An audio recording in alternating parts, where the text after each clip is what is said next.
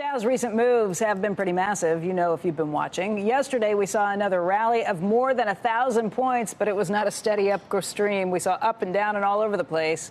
By the way, this is the third time in about a week that we've seen rallies of over 1,000 points.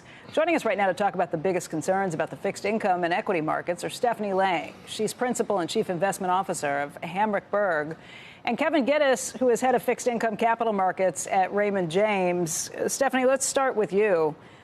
Yesterday, much of the day, I'd heard people saying the reason the markets were up so sharply is because of this plan for some sort of fiscal stimulus. Do you think that's the case, first of all, and what do you think of the plans that have been rolled out today?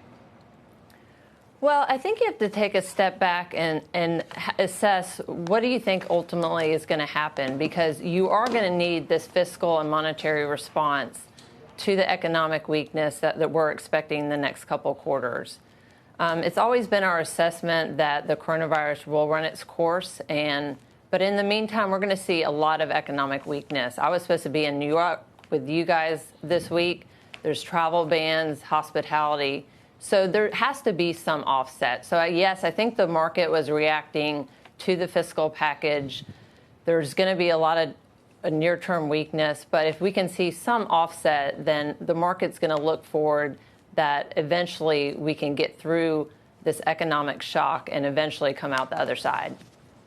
Kevin, watching fixed income, I mean, just watching the Treasury market and the stabilization, at least we've seen in yields there, still 0.7% for the Treasury. How does that impact everything that you're watching?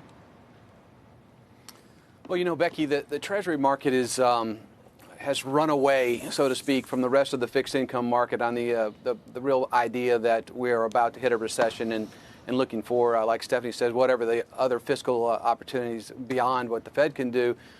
The rest of the fixed income market is something that we're watching very, very closely, because when you get to a stage like this, you start to become concerned about spread widening, credit spreads in general away from the energy market, and the opportunities that may arise. So this is a trade for the hope that the coronavirus will be mitigated, I guess is the word now.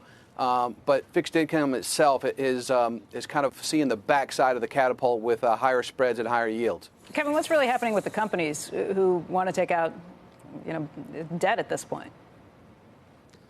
Yeah, so the problem is that there's not in the corporate space right now, and this is something I just mentioned, spreads have gone out 2- and 3-fold, and we're not seeing a whole lot of buyers on the backside, so liquidity is being stressed. So if I was a company and I want to tap the capital markets, there's still an opportunity. It may not be now because you need acceptance on this. And we saw yesterday on a lot of trade sheets where sellers outweighed buyers 3 or 4 to 1. So it's a tenuous time. There is an opportunity for capital markets, but it may not be for a week or so. Hey, Stephanie, what do you watch on a daily basis? What kind of headlines? What matters to you when you're trying to determine whether to put money into stocks or not?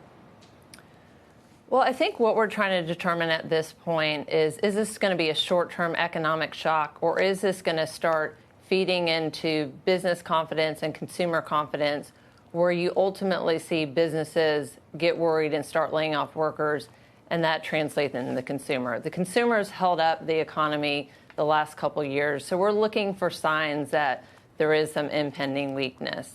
I think from a stock market perspective, what you have to determine is what is actually priced in at this point.